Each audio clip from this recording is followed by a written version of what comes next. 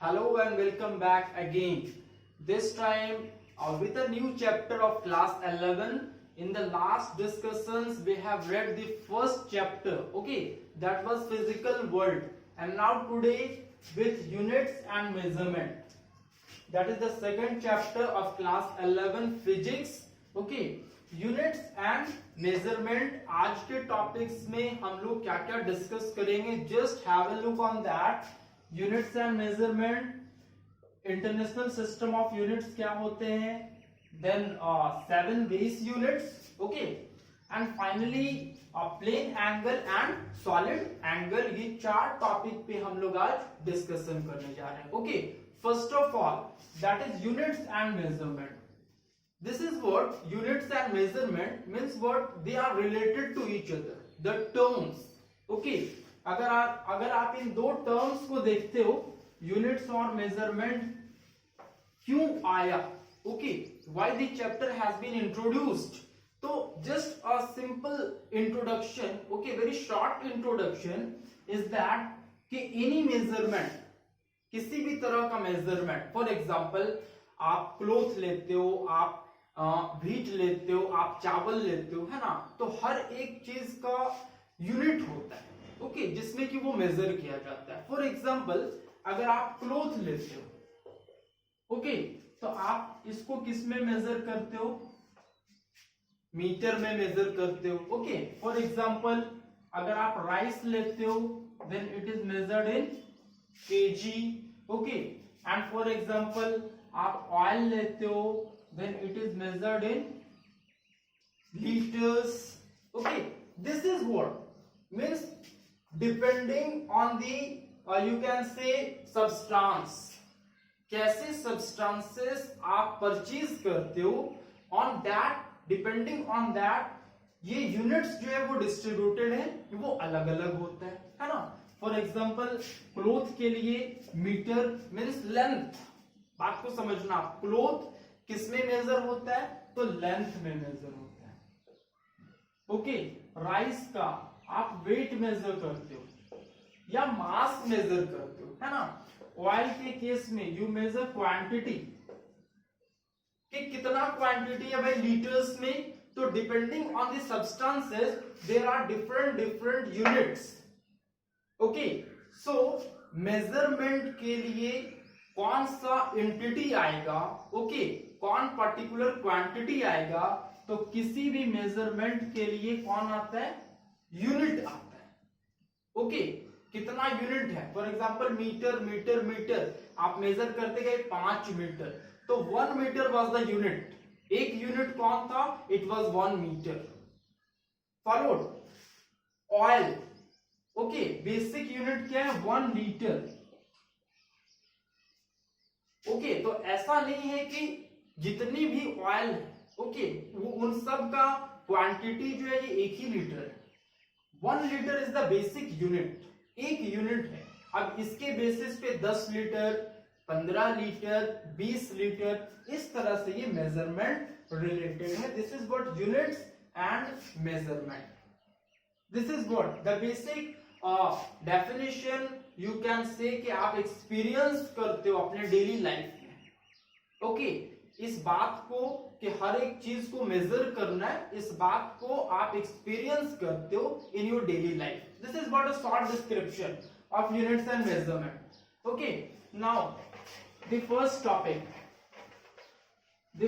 Topic is international system of units. This is what international system of units.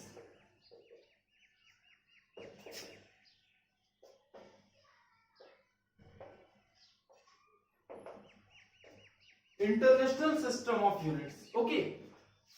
Previous cases में जबकि international system of units को introduce नहीं किया गया था, तो प्रीवियस केसेस में क्या होता था, फर्स्ट में जो यूज किया जाता था यूनिट और मेजरमेंट के लिए वो था आपका सीजीएस, ओके, एब्रिविएटेड. ये एब्रिविएशन है, सॉरी, सीजीएस किसका एब्रिविएशन है, that is centimetre, gram and second. means these were the basic quantity on the basis of which okay के substances को measure किया जाता था. Now the second one, FPS, abbreviated as foot, pound and second. And the third one was MKS, meter, kilogram and second. These were the three quantities, or you can say these were the three system of measurements that were deployed to measure the quantity of substances. कि metre में, kilogram में, second में, तो MKS आ गया, FPS foot pound second. Okay, means what, length को foot में major किया गया, उसके बाद वेट को पाउंड में और टाइम को सेकंड्स में, है ना. फिर एक सिस्टम ऑफ यूनिट आ गया MKS, इसमें M for metre, means length को मीटर में, वेट को किलोग्राम में और टाइम को सेकंड्स में मेजर किया गया. तो this way the three previously used, जो कि पहले यूज होता था. ओके, नाउ मॉडर्न वर्ल्ड में क्या हुआ, नए सिस्टम्स को इंट्रोड्यूस किया गया और उसी का नाम क्या पड़ा, इंटरनेशनल सिस्टम ऑफ यूनिट्स, है ना. और इसके तहत 7 बेस यूनिट्स, है ना. और ये इंटरनेशनल सिस्टम ऑफ यूनिट्स को हम लोग SI यूनिट भी कहते हैं. SI यूनिट, ओके, छोटा सा short form for this above. Now इस सिस्टम के तहत 7 बेस यूनिट, है ना. अब ये 7 बेसिक यूनिट्स कौन कौन से हैं, तो ये आप देखना, 7 बेस यूनिट्स कौन कौन से हैं.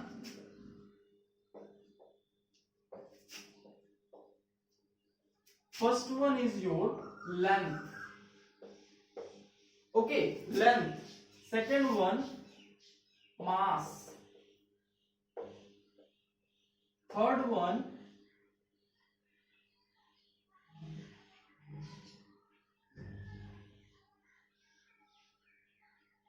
electric current.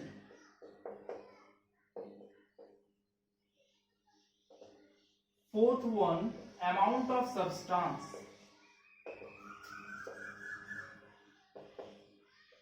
Okay, fifth one you can say luminous intensity.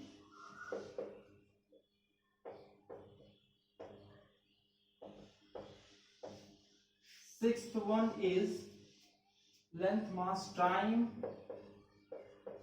And the seventh one, okay, length, mass,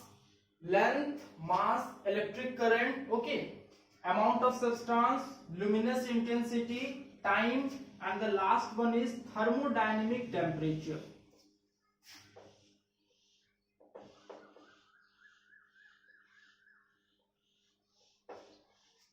These are the 7 basic units, okay, length, mass, electric current, amount of substance, luminous intensity, time, and thermodynamic temperature. So for length, you know कि किसी भी चीज के length को major करना, है ना. तो इसके लिए आप क्या डिप्लॉय करोगे, इंटरनेशनल सिस्टम के तहत, ओके, ये आता है मीटर. मींस इंटरनेशनल सिस्टम का जो मेजरमेंट है उसका यूनिट अगर आप लेते हो तो उसका यूनिट कौन है, मीटर है. फॉलो करना. मास का आप लेते हो kilogram, okay. Electric current, ampere. Fourth one, amount of substance, it is mole. Fifth one, luminous intensity, candela. Time, seconds. And the last one is thermodynamic temperature, is Kelvin.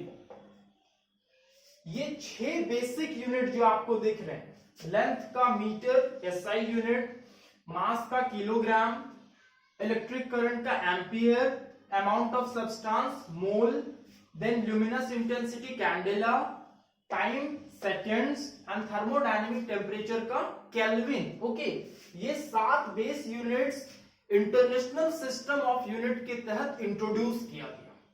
के और one more thing is that कि इसको basic unit क्यों कहा जाता है, because ये अपने आप में क्रिएटेड यूनिट्स हैं। ओके, ये किसी से क्रिएट नहीं होते, इनसे बहुत सारा यूनिट्स क्रिएट हो जाएगा, but this units are in itself basic. Okay, as you know कि cell is the basic unit of any living organism. That's why जितने यूनिट्स अब आप बनाओगे, जब आप फर्दर के चैप्टर्स पढ़ोगे, तो जितना भी यूनिट आप बनाओगे उन सारा यूनिट्स में बेसिक्स जो है यही 7 होगा। Okay, metre, kilogram, ampere, mole, candela, seconds and kelvin. So let us discuss about that. Length तो आपको पता है कि किसी की भी लंबाई को, लेंथ को मेजर करना। मास से अगर आप रिलेट करते हो तो quantity of matter present in a body, किसी भी बॉडी में कितना क्वांटिटी ऑफ मैटर प्रेजेंट होता है वो किलोग्राम से। Electric current, you know what is electric current, उसको आप एम्पियर में मेजर करते हो। Now amount of substance means what, कि किसी भी चीज में कितना अमाउंट ऑफ सब्सटेंस प्रेजेंट है, ये केमिस्ट्री का टर्म है। ओके, मोल, कि किसी भी चीज को मेजर करने का एक बेसिक यूनिट। कि फॉर एग्जांपल जैसे कि आप अपने घर पे चावल अगर मेजर करते हो पर डे, है ना, तो एक कप होता है या फिर एक कंटेनर होता है जिसके थ्रू आप मेजर करते हो। तो एक कंटेनर में मान लो 250 ग्राम चावल आता है, सपोज दैट। तो वो 250 ग्राम में हो सकता है कि 500 ग्रेन्स हो या 600 पीस ग्रेन्स हो, है ना। उसी टाइप का कुछ मान लो आप मोल, है ना, कि जब जब आप अपने घर में, इस बात को याद रखना कि उस कंटेनर में, एक कंटेनर के इक्वल टू, जब आप मेजर करते हो घर में, आप अगर चावल बनाते हो तो एक कंटेनर में मान लो 250 ग्राम आता है, और वो 250 ग्राम में सपोज कर लो 600 ग्रेन्स प्रेजेंट है। तो जब जब आप एक कंटेनर मेजर करोगे ना, it will give you 600 grains. Okay, तो ये जो मेजरमेंट है कि एक कंटेनर में 600 ग्रेन्स, एक कंटेनर में 600 grains of rice. Okay, similar quantity is mole in chemistry. Okay, but now it is deployed in physics. Okay, और इसके बराबर क्या होता है, आप ऐसा लिखते हो 1 mole equal to 6.022 into 10 to the power 23 molecules. ये बात इंपॉर्टेंस रखता है कि एक मोल, अब ये एक मोल याद कैसे करोगे अपने घर में, बस राइस को याद रखो कि एक कंटेनर राइस बराबर 600 ग्राम, 600 ग्रेन्स चावल। ओके, तो यहां पे याद करो 1 मोल, एक mole equal to 6.022 into 10 to the power 23 molecules. एक मोल में, है ना, इतना मॉलिक्यूल्स प्रेजेंट होगा। Followed. Now the next one, luminous intensity. Luminous intensity is related to light, कि किसी भी लाइट का कितना इंटेंसिटी होता है। ओके, वो बताता है कौन, luminous intensity, and it is measured in candela. Now time, you know, time को आप मेजर करते हो सेकेंड्स में, and thermodynamic temperature, you know the degree of hotness or coldness of a body. Okay, degree of hotness और coldness को आप किस में मेजर करते हो, that is kelvin. This are the you know basics okay related to a class 11 units and measurement. Now two more things that you need to know. Two more things are, first one plane angle. What is plane angle? Okay, suppose that this is what angle d theta, means दो arms के बीच में एक angle बन रहा है। Okay, और मान लो this is what ds, this is the length and ये रेडियस है। मान लो क्या हो रहा है कि ये d थीटा दो आर्म्स के बीच में बन रहा है, and now ds is the length. Okay, ये आर्क का लेंथ है, this is what आर्क, और मान लो ये रेडियस है r, ये भी r, ये भी r। है ना। Then how to calculate this plane angle, इस प्लेन एंगल को आप ऐसा कैलकुलेट करते हो d theta equal to ds upon r, इस बात को याद रखना, d theta equal to ds upon r, okay. Now means length of r divided by radius, जो कि आप क्लास 10th में भी पढ़े हो कि any angle plane angle equal to ऐसा, ये चीज आप क्लास 10th में आई है, आई थिंक कि आप ऑलरेडी पढ़े हुए होंगे इस चीज को। If this is theta and this is L, this is R, okay, you read theta equal to L by R, okay, theta equal to L by R, now d theta equal to ds by R, okay, ds is the length of the R and R is the radius. Now this time d theta का जो SI unit होगा, okay, means इस d theta का जो SI unit होगा इसको हम लोग क्या कहते हैं, रेडियन। ये बात आप याद रखना, this is called radian for plane angle. बस इतना सा डिस्क्रिप्शन है प्लेन एंगल का, okay. Now solid angle, this is important thing, solid angle, how to know the solid angle, what is solid angle, okay. Solid angle को आप कैसे represent करते हो, तो फर्स्ट ऑफ ऑल अगर आप सपोज दैट और कभी भी आयुनो के भेलपुरी वगैरह खाए होगे, देन जो कोनिकल कंटेनर होता है, ओके, जस्ट उस कोनिकल कंटेनर को आप याद रखना ऐसा, this is what conical container, okay. मान लो इसके ऊपर की पार्ट को आप ढक देते हो, है ना, लेवल कर देते हो, तब क्या होगा, फॉलो करना, अभी ये प्लेन एंगल नहीं बनाएगा, आप इमेजिन करना वो सिचुएशन को कि वो कोनिकल है, ओके, और ऊपर से जो कि सर्कुलर है, वहां से वो नीचे तक आ रहा है, तो एक ऐसा इस टाइप के एंगल को वो फॉर्मुलेट करता है। इस टाइप के एंगल आपको देखने को मिलेगा, जो कि ये जो एंगल हो रहा है ना, इस तरह से जो ऊपर है क्या, सर्कुलर, और नीचे जब आप आ रहे हो तो नीचे भी एक छोटा सा सर्कल बनेगा, और फाइनली ये एंड करता है एक पॉइंट पे। तो दिस एंगल, वो एंगल जो कि 3 डायमेंशनल प्लेन में बनता है, ओके, ये 3D प्लेन में, this particular angle, okay, is called solid angle, okay. Imagine करना सिचुएशन को, अब कैसे निकालोगे सॉलिड एंगल, सपोज दैट मान लो ये इसका रेडियस है, ओके, और मान लो ये जो ऊपर का एरिया दिख रहा है आपको, आप इसको DA मान लो, छोटा सा area, elementary area DA represent करते हैं, है ना। और इस एंगल को, जो सॉलिड एंगल बन रहा है ना, इसको आप मान लो d omega, this is what omega, this symbol is called omega, okay.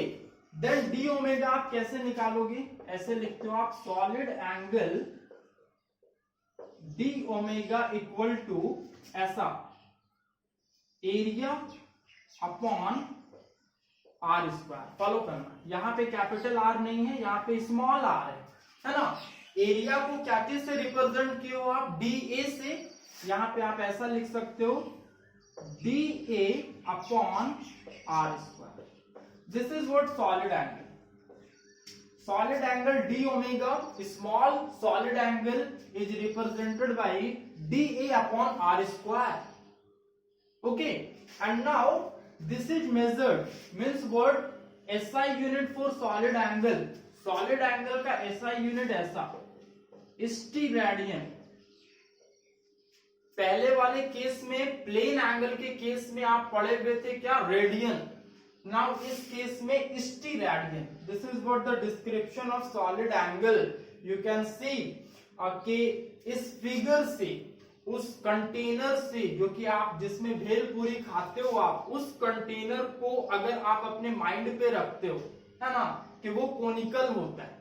और उसके बाद अगर उसको आप समझते चले जाते हो कि हाँ ऊपर से नीचे तक वो फाइनली एंड करता है, तो यही एरिया जो ऊपर का एरिया है, it gives rise to a solid angle. This is what now the description, the area, the radius, and when area is divided by r ka square, it gives the solid angle. This is the solid angle. So go through the description, go through your book, okay, and just come out with a comprehensive explanation कि ये सारा चीज जो कि आप आज introduction में पढ़ रहे हो, क्लास 11th का चैप्टर 2 का फिजिक्स पढ़े हुआ है ना, सॉरी फिजिक्स का चैप्टर 2 पढ़े हो, तो 7 बेस यूनिट्स क्या था, इंटरनेशनल सिस्टम ऑफ यूनिट्स था वो क्या था, है ना। 7 बेस यूनिट्स जो है वो अपने आप में बेसिक होता है, ये सारा कुछ इसका यू कैन से कि इसका आपको याद रखना होगा कि क्या क्या एसआई यूनिट होता है ना, मेजरमेंट और यूनिट्स के बीच में क्या रिलेशन होता है, ये सारा basics you should go through, okay, this lecture as well as through your book, okay, and lastly I would like to tell कि if you have any problem regarding the content then please write in the comment section, okay, कि आपको ये वाला topic समझ में नहीं आया, या फिर सपोज दैट इस टॉपिक का ये वाला पार्टिकुलर सेक्शन समझ में नहीं आया, then I will go for that, okay. Thanks for watching the lesson.